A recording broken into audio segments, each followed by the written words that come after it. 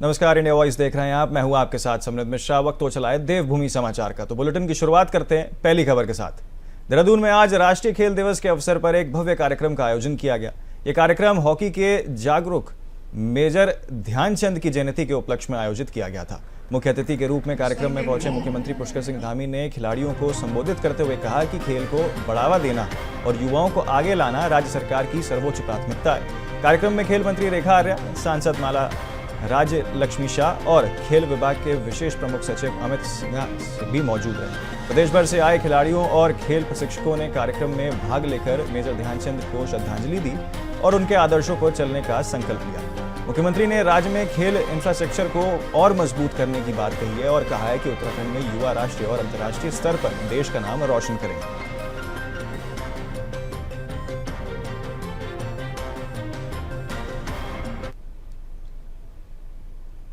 2027 से पहले कांग्रेस जहां भाजपा सरकार के खिलाफ आक्रामक नजर आ रही है, वहीं हमलावर भी होते हुए कांग्रेस उत्तराखंड के प्रदेश सरकार पर लगातार बातें कही जा रही हैं। वहीं कांग्रेस के प्रदेश प्रभारी कुमारी शैलजा के उत्तराखंड दौरे के कांग्रेस नेता 2027 में सरकार बनाने का दावा भी कर रहे हैं, लेकिन बीजेपी के प्रदेश महामंत्री आदित्य कोठारी का कहना है कि उत्तराखंड की जनता को भली भांति पता है कि भारतीय जनता पार्टी ही उत्तराखंड को आगे ले जाने का काम कर रही है, इसलिए कांग्रेस अपना वजूद अब उत्तराखंड में खो चुकी है। राहुल गांधी भी उत्तराखंड में कई दौरे कर चुके हैं, लेकिन फिर भी उत्तराखंड में कांग्रेस मजबूत नहीं होने वाली है।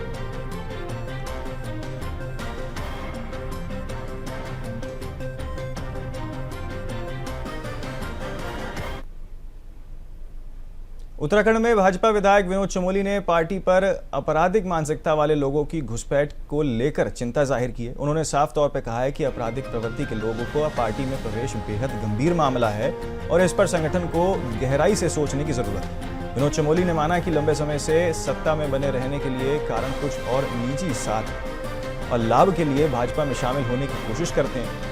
उन्होंने दोहराया कि पार्टी को ऐसे तत्वों से सतर्क रहना होगा ताकि संगठन की छवि को कोई नुकसान न पहुंचे। चमोली ने हाल ही में एसटीएफ द्वारा की गई गिरफ्तारी का उदाहरण देते हुए कहा कि भाजपा सरकार अपराध के प्रति जीरो टॉलरेंस नीति पर काम कर रही है और कानून के दायरे में रहकर कड़ी कार्रवाई कर रही है। विधायक का ये बयान ऐसे समय में आया है जब राजनीतिक दलों में बाहरी और संदिग्ध तत्वों की एंट्री को लेकर देश भर में बहस जो है वो तेज हो चली है।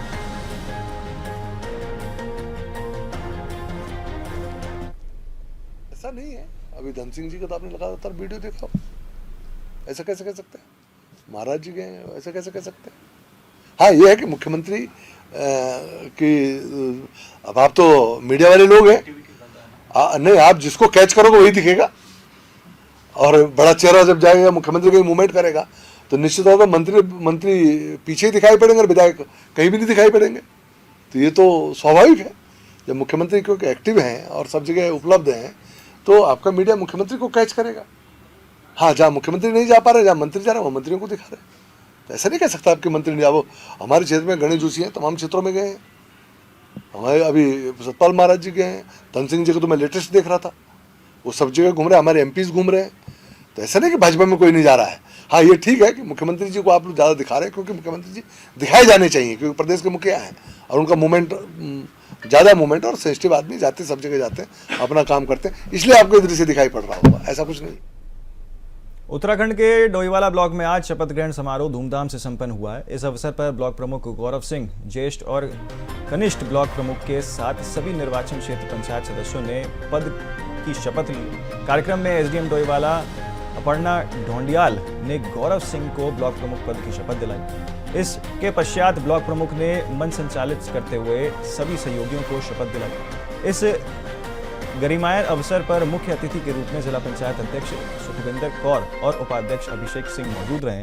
उन्होंने सभी नवनिर्वाचित जनप्रतिनिधियों को बधाई दी और उनके उज्जवल कार्यकाल की कामना की। कार्यक्रम का संचालन कांग्रेस नेता मनोज नौटियाल ने किया, जिन्होंने पूरे समारोह का ढंग से और आगे बढ़ाने का काम किया। वहीं डोईवाला में हुई इस शपथ का ग्रहण समारोह को लेकर स्थानीय लोगों में भी खासा उत्साह देखने को मिला और जनप्रतिनिधियों से विकास कार्यों की उम्मीद जो है वो भी लगातार यहां लोग जताते हुए नजर आ रहे हैं।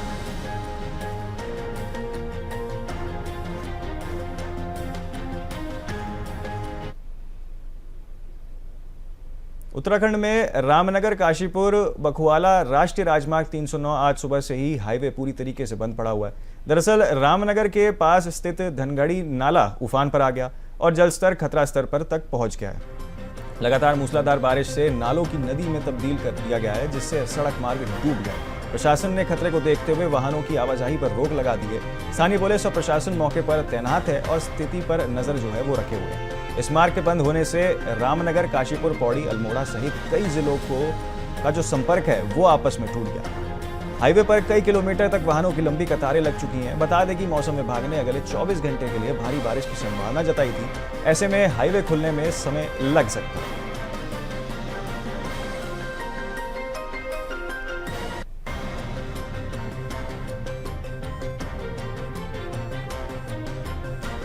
देखिए, धनगढ़ी नाला में काफ़ी बहाव तेज है। लगभग मॉर्निंग 7-7:30 बजे से सुबह से ही काफ़ी ज़्यादा जलभराव हो रहा था। इस कारण वहाँ पर हमने यातायात को रोक दिया है ताकि कोई दुर्घटना घटित ना हो सके और दोनों तरफ पुलिस तैनात की गई। जैसे ही पानी का जलस्तर कम होता है उसके बाद हम ट्रैफिक को एक एक करके वहाँ से बढ़ना शुरू करेंगे। देखिए, बेलगढ़ के पास अभी ठीक है, जलस्तर वहाँ पर सामान्य है। अब पानी वहाँ से लोग आवाजाही चालू है। इसी प्रकार टेढ़ा पुल पर भी हमने देखा था, अभी वहाँ पर स्थिति सामान्य चल रही है। यद्यपि रात से बरसात हो रही है, लेकिन अभी से कहीं भी ऐसे कोई जनहानि की या पशुहानि की और किसी भवन के टूटने की, क्षतिग्रस्त होने की सूचना अभी प्राप्त नहीं हुई है। रुद्रप्रयाग जिले में एक बार फिर बादल फटने की बड़ी घटना सामने आई है। केदार घाटी क्षेत्र में कल रात से तीव्र बारिश हो रही है, जिससे मंदाकिनी नदी का जलस्तर काफी बढ़ गया। जिले के बक्कू केदार क्षेत्र में बादल फटने की पुष्टि हुई है। हालांकि राहत की बात यह है कि पानी गांव के दोनों ओर के घेरों में बह गया, जिससे गांव को कोई बड़ा नुकसान नहीं हुआ है। हालांकि छेनागाड़ क्षेत्र में 4 स्थानीय व 4 नेपाली नागरिकों के मलबे में दबे होने की सूचना मिली है। लगातार बारिश के कारण 7 से 8 जगहों पर रास्ते वो टूट गए हैं, जिससे रेस्क्यू टीमों के पहुंचने में भी दिक्कत हो रही है। वहीं एसपी कोंडे ने बताया है कि टीमें बहुत जल्द मौके पर पहुंचेंगी और रेस्क्यू कार्यों में शुरू कर दिया जाएगा। प्रशासन इस पूरे मामले में पूरी तरीके से सतर्क है।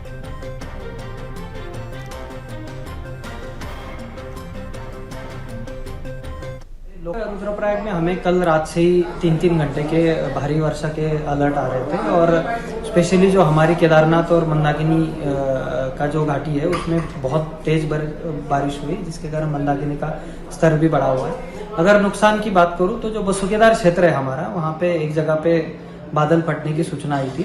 अच्छी बात यह रही कि जहाँ पे बादल फटने की घटना हुई वहाँ पे गांव के दोनों तरफ गदेरे में पानी उनी आया और गांव हमारा बचा रहा, तो वहाँ कोई नुकसान वैसे हुई नहीं। जो भी राहत की हमारी सामग्री है और टीम है वो ऑलरेडी वहाँ पहुँच चुकी है और आकलन किया जा रहा है।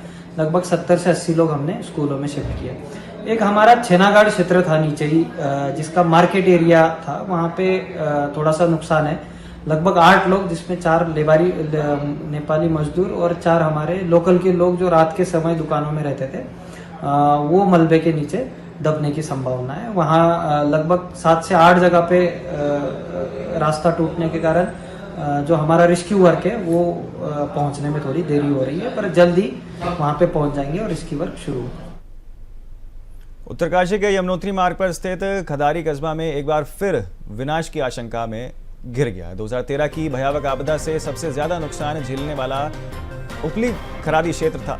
अब फिर से यमुना के कटाव के खतरे की जद में ये आ गया है। जिस जगह में एक दशक पहले 20 से 25 और 30 होटल मकान वो बह गए थे, अब बचे ढांचे में भी संकट वो मंडराने लगा। होटल व्यापारियों और स्थानीय व्यापारियों ने प्रशासन से सुरक्षा दीवार और तटबंदी जैसे ठोस कदम की मांग उठाई है। हालांकि जिलाधिकारी और विधायक ने हाल ही में स्थलीय निरीक्षण किया है, लेकिन अभी तक कोई ठोस कार्रवाई न होने से लोगों में नाराजगी और असुरक्षा की भावना गहरा गई। स्थानीय लोगों का कहना है कि अगर समय रहते प्रशासन अलर्ट मोड पर नहीं आया तो एक बार फिर वही त्रासदी दोहराई जाएगी, जिसकी यादें आज भी ताजा हैं।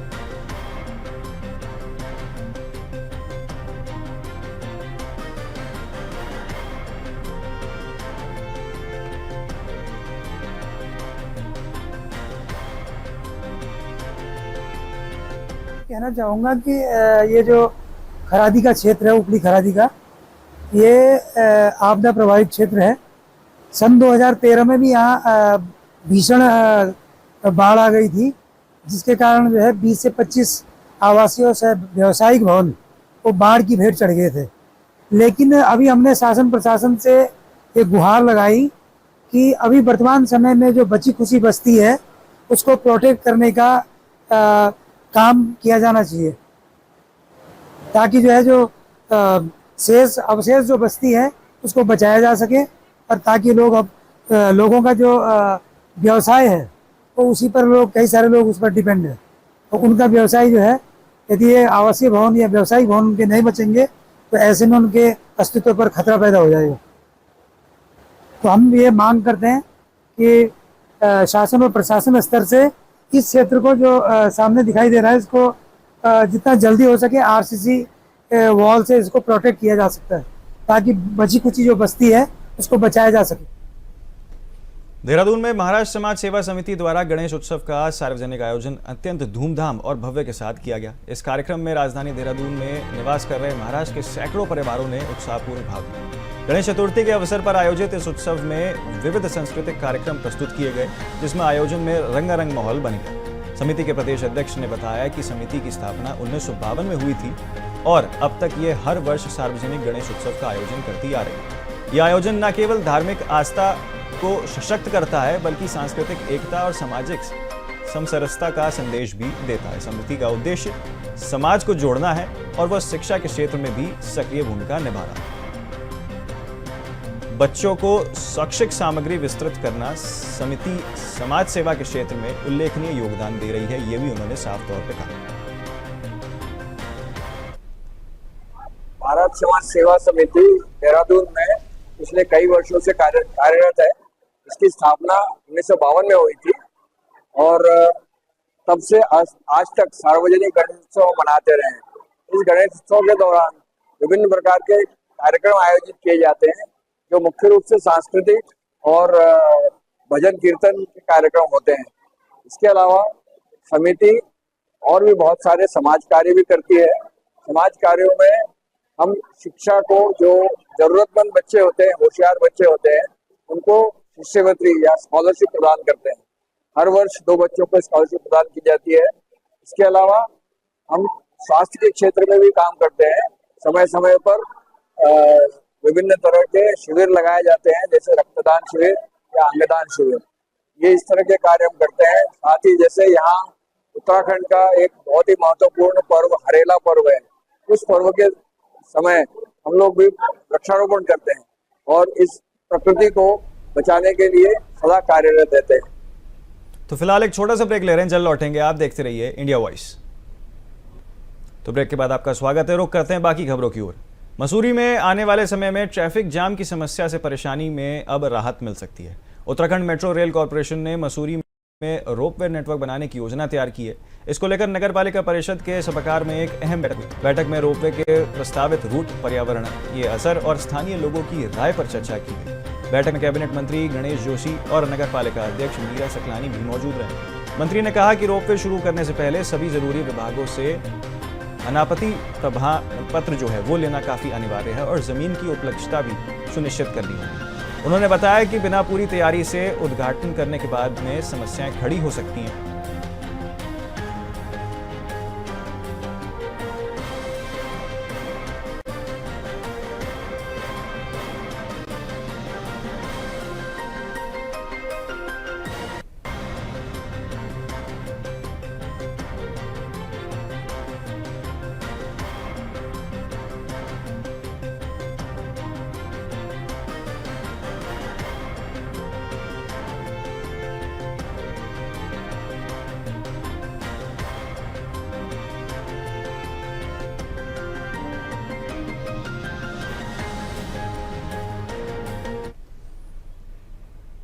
यूपी के मुख्यमंत्री योगी आदित्यनाथ इस वक्त लाइव आ चुके हैं। आपको बता दें क्या कुछ वो बता रहे हैं। हुंकार उन्होंने भरी है और लोक कल्याण और शिलान्यास कार्यक्रम में भी उन्होंने शामिल किया है। 570 करोड़ की विभिन्न विकास परियोजनाओं की सौगात जो है वो यूपी के मुख्यमंत्री योगी आदित्यनाथ देंगे। तो चलिए आपको लेकर चलते हैं, क्या कुछ कहना है योगी आदित्यनाथ का, कहाँ मौजूद है, क्या कार्यक्रम है।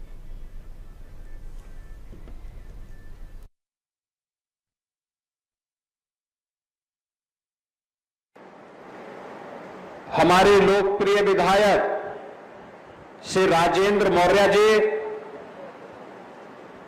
विधान परिषद सदस्य श्री उमेश द्विवेदी जी,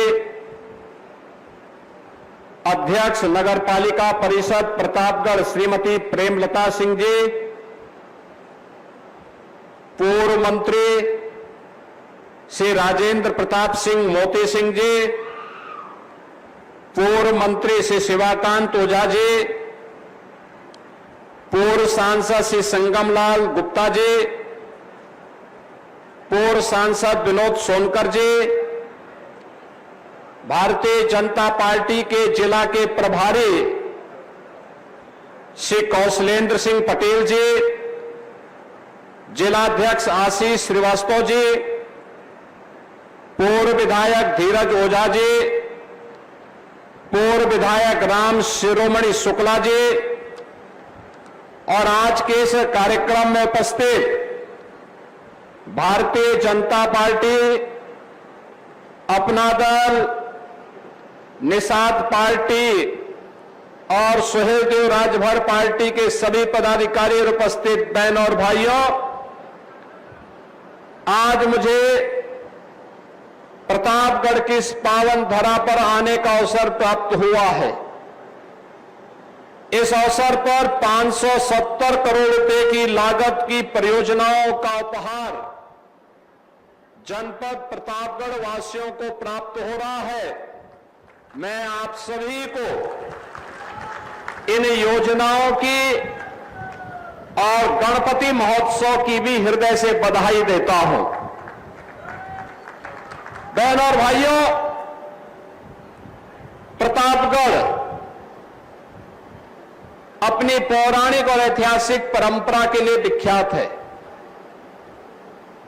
यहां के अन्नदाता किसानों ने प्रतापगढ़ को एक नई पहचान दी।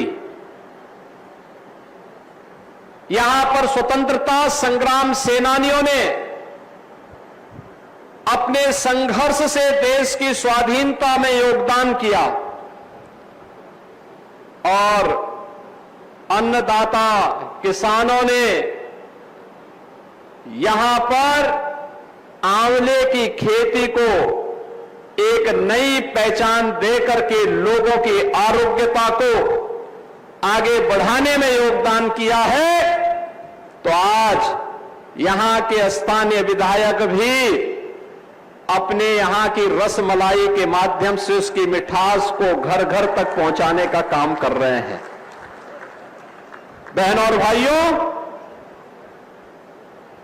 ये सभी कुछ की कृपा मां बेल्हा की कृपा है।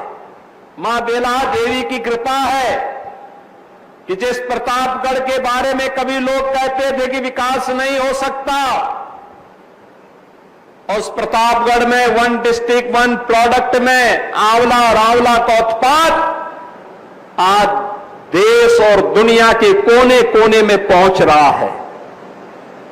जिस प्रतापगढ़ के बारे में लोग कहते थे विकास नहीं हो सकता, उस प्रतापगढ़ में आज बोधिसत्व सोनेलाल पटेल जी के नाम पर मेडिकल कॉलेज का निर्माण कार्य पूरा हो गया है और लगातार वह प्रगति के पथ पर अग्रसर हो रहा है।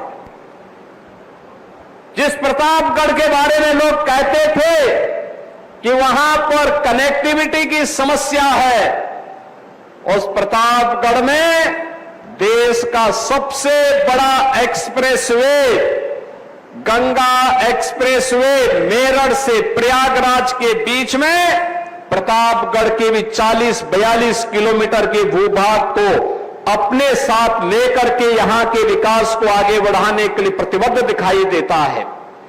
और अयोध्या से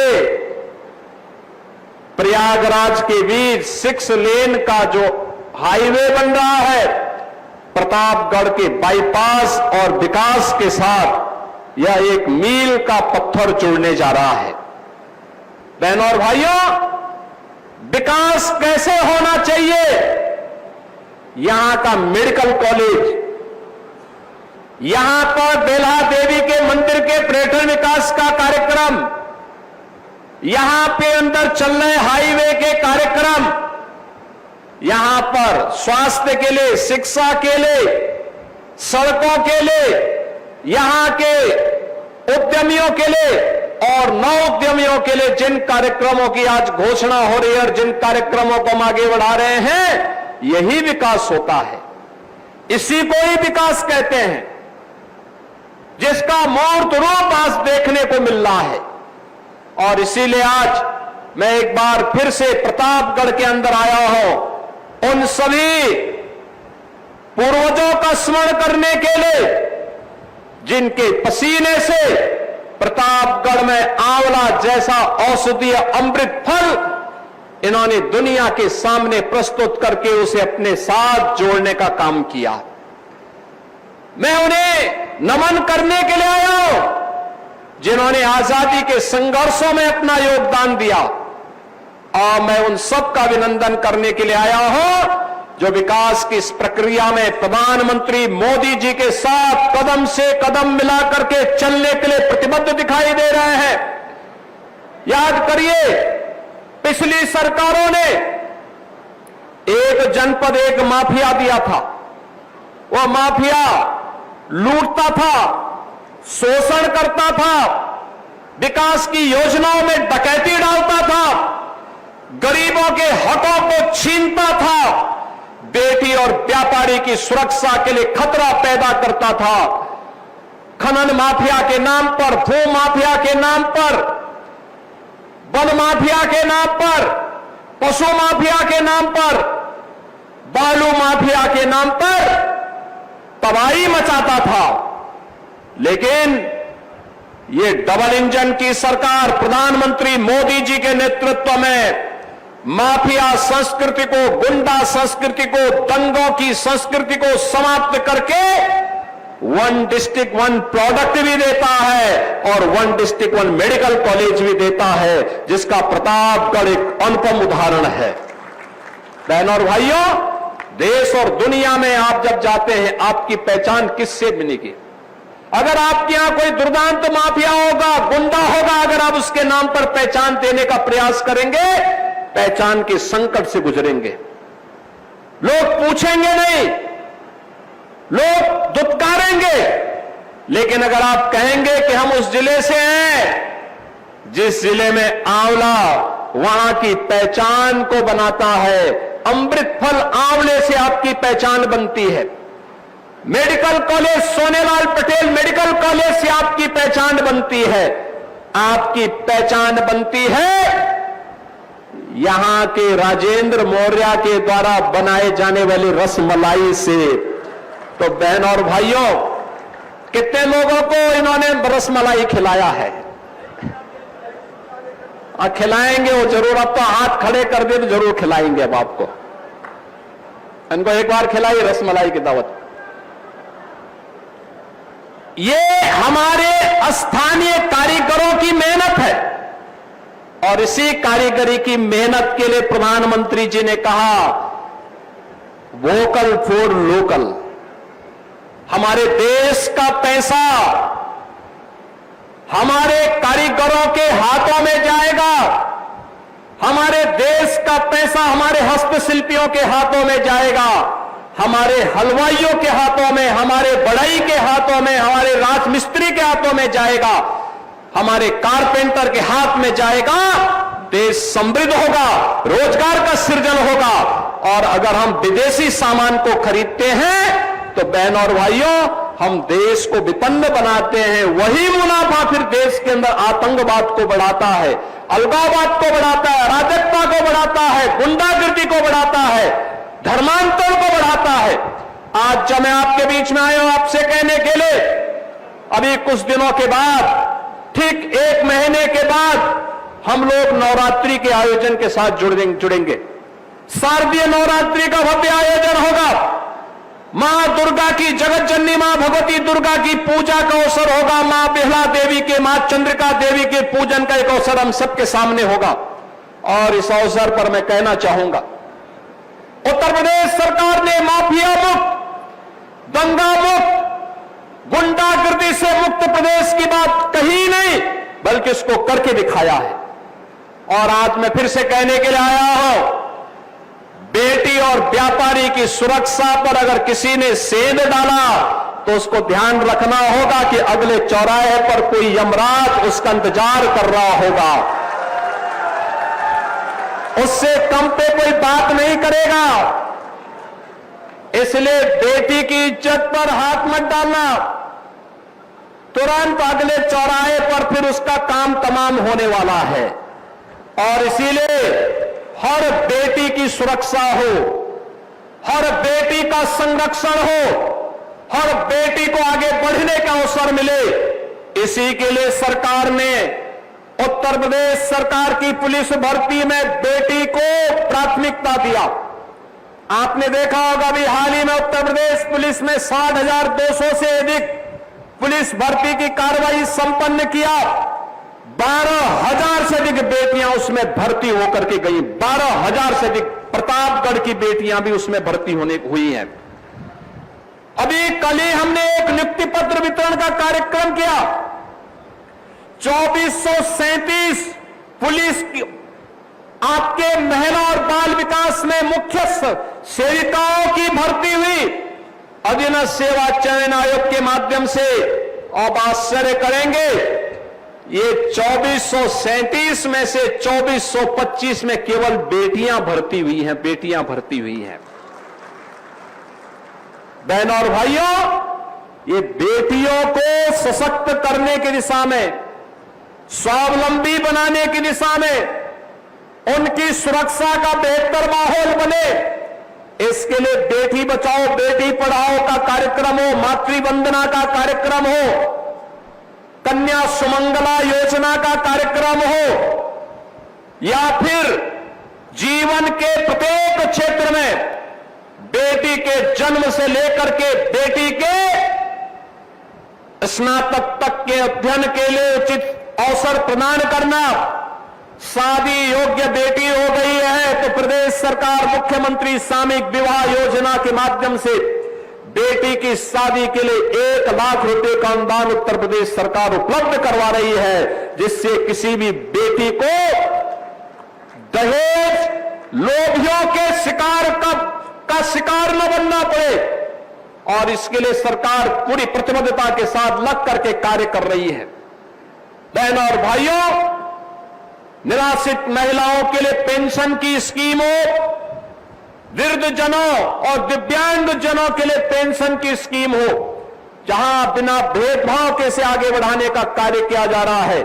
वहीं प्रदेश के अंदर आपने देखा होगा पिछले 10 वर्ष के अंदर, 11 वर्ष के अंदर प्रधानमंत्री मोदी जी के नेतृत्व में देश के अंदर जो परिवर्तन आया है, वो परिवर्तन बिना भेदभाव के शासन की योजना का लाभ प्रत्येक गांव को, प्रत्येक गरीब को, प्रत्येक नौजवान को बिना भेदभाव के उपलब्ध करवाने का कार्य हो रहा है। इन योजनाओं का परिणाम क्या है? योजनाओं का परिणाम है कि आज संतुष्टिकरण का लेवल बढ़ा है, संतुष्टिकरण का लेवल बढ़ा है, और संतुष्टिकरण के लेवल बढ़ने से, सुरक्षा की व्यवस्था पुख्ता होने से, व्यापार बढ़ने से, विकास होने से विपक्ष बौखला गया है, विपक्ष बौखला गया है। ये कांग्रेस हो या समाजवादी पार्टी या बहुजन समाज पार्टी, बहनों और भाइयों, ये वही लोग हैं जब इन्हें सत्ता में आने का अवसर प्राप्त हुआ था, इन्होंने गुंडागर्दी का पराकाष्ठा की थी, हर जिले में माफिया पाले थे, जनता के विकास के लिए आने वाले पैसे में ये लोग लूट खसोट करते थे, गरीबों के लिए मिलने वाली योजनाओं में ये लोग डकैती डालते थे, विकास के कार्यक्रमों के लिए कोई पैसा नहीं आने देते थे, और जब भी सत्ता में आते थे अपने परिवार के द्वारा लूट खसोट करवा करके अराजकता का एक नया तांडव करने का कार्य करते थे। आज जब उन्हें ये देखने को मिल रहा है कि उनके लिए कोई जगह नहीं, तो राजनीति में भी अभद्र भाषा का प्रयोग कर रहे हैं। याद करिए, ये समाजवादी पार्टी या कांग्रेस का जो इंडी गठबंधन है, ये इंडी गठबंधन एंटी इंडिया गठबंधन है, एंटी इंडिया गठबंधन है, ये भारत विरोधी गठबंधन है। ये भारत की आन बान और शान के साथ खिलवाड़ करने वाला गठबंधन है। भारत को अराजकता की भट्टी में झोंकने वाला गठबंधन है। इनकी सहानुभूति 140 करोड़ भारतीयों के प्रति नहीं, इनके द्वारा भारत के संवैधानिक संस्थाओं को सम्मान नहीं दिया जाता है। ये वही गठबंधन है जो अपने समय में, जब इन्हें सत्ता में आने का अवसर प्राप्त हुआ था, उस समय इन्होंने प्रदेश के अंदर और देश के अंदर अराजकता का तांडव किया था। आपने कल देखा होगा न्यूज़पेपरों में, आज के न्यूज़पेपर में और कल के विजुअल मीडिया और सोशल मीडिया रंगे हुए थे। संबल में 24 में वहां पर जिस प्रकार का दंगा करने की एक साजिश हुई थी, उस दंगों की साजिश का कल जो कमीशन, न्यायिक कमीशन बना था, न्यायिक कमीशन ने अपनी रिपोर्ट दी है और न्यायिक कमीशन की उस रिपोर्ट के कुछ अंश सामने आए हैं। कैसे समाजवादी पार्टी और कांग्रेस के समय में चुन चुन करके हिंदुओं को निशाना बनाया जाता था, कैसे उनकी डेमोग्राफी को, उनकी जनसांख्यिकी को कम करके लगातार उन पर अत्याचार करवाए जाते थे, कैसे दंगे करवा करके हिंदू विहीन कर दिया जाता था क्षेत्रों को। लेकिन आज ये डबल इंजन की सरकार है, डेमोग्राफी को भी नहीं बदलने देगी और जो भी डेमोग्राफी को बदलने का दुस्साहस करेगा उसको स्वयं पलायन करने के लिए मजबूर होना पड़ेगा, क्योंकि अब बिना भेदभाव के शासन की योजना का लाभ हर नागरिक को प्राप्त हो रहा है। अब तुष्टीकरण नहीं, संतुष्टीकरण के माध्यम से सशक्तिकरण की तरफ हम लोग आगे बढ़ रहे हैं। पिछले 8 वर्ष में 6 करोड़ लोगों को गरीबी रेखा से उभारने में मदद मिली, बिना भेदभाव के आवास की सुविधा का लाभ प्राप्त हुआ।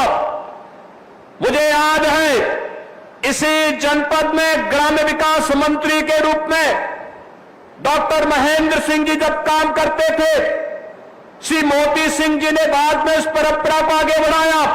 सर्वाधिक प्रधानमंत्री आवास योजना का लाभ प्रतापगढ़ जनपद के गरीबों को प्राप्त हुआ था, बिना भेदभाव के प्राप्त हुआ था। मुझे याद है कि जब जल शक्ति मंत्री के रूप में कार्य करने का उन्हें अवसर प्राप्त हुआ था, तो जल शक्ति मंत्री के रूप में नहरों में पानी को हेड टू टेल तक पहुंचाने का काम हो या हर घर नल की योजना को गांव-गांव तक पहुंचाने का कार्यक्रम, ये सफलतापूर्वक आगे बढ़ा। आज जब हर गरीब को पेयजल के लिए शुद्ध पानी उपलब्ध हो रहा है, हर खेत को पानी उपलब्ध किया जा रहा है, हर नौजवान के लिए रोजगार की सुविधा उपलब्ध करवाई जा रही है, हर गरीब को शासन की योजना में बिना भेदभाव के भागीदार बनाया जा रहा है, तो समाजवादी पार्टी और कांग्रेस को इससे सबसे ज्यादा पीड़ा हो रही है, क्योंकि इन्होंने अपने समय में कुछ नहीं किया और इसीलिए अभद्र भाषा का प्रयोग करके राजनीतिक मर्यादा को इन्होंने तार तार करने का काम किया है।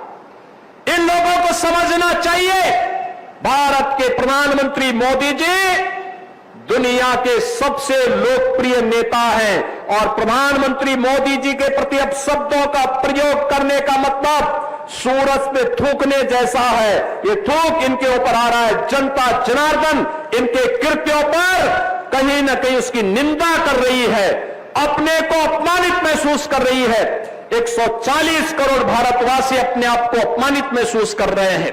आज के इस अवसर पर बहनों और भाइयों, जो हम लोग प्रतापगढ़ में आए हैं, मैं प्रतापगढ़ वासियों से इसी बात को कहना चाहूंगा, यहां पर विकास की अनेक योजनाओं के बारे में प्रस्ताव प्राप्त हुए हैं। यहां पर स्टेडियम के निर्माण के लिए आज हॉकी के जादूगर मेजर ध्यानचंद जी की पावन जयंती भी है। याद करिए, प्रधानमंत्री मोदी जी के कारण ही मेजर ध्यानचंद जी के नाम पर देश का सबसे बड़ा खेल पुरस्कार घोषित हुआ, मेजर ध्यानचंद खेल रत्न पुरस्कार। और उत्तर प्रदेश सरकार मेजर ध्यानचंद जी के नाम पर मेरठ में एक खेल विश्वविद्यालय का निर्माण कर रही है, खेल विश्वविद्यालय, स्पोर्ट्स यूनिवर्सिटी।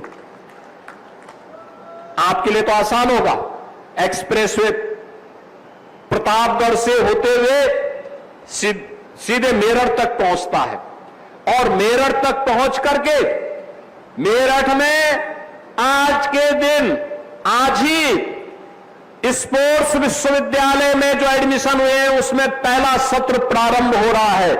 मेरठ के स्पोर्ट्स विश्वविद्यालय में पहले सत्र में एडमिशन लेने वाले उन सभी छात्रों को जो देश के अंदर प्रतिभाशाली खिलाड़ी बनने वाले हैं, उन सबको मैं बधाई देता हूं, अपनी शुभकामनाएं देता हूं।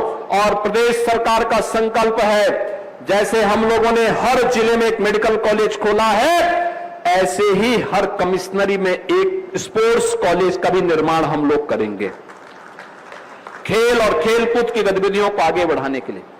ये देश के सामर्थ्य को प्रदर्शित करता है। मेजर ध्यानचंद हॉकी के जादूगर माने जाते हैं और मेजर ध्यानचंद भारत माता के ऐसे सपूत थे जिन्होंने 1928, 1932 और 1936 तीन ओलंपिक में भारत को गोल्ड मेडल उपलब्ध करवाने का काम कराया था। ओलंपिक में भारत को गोल्ड मेडल मिले, यह कार्य मेजर ध्यानचंद और उस समय के हॉकी की टीम ने किया था।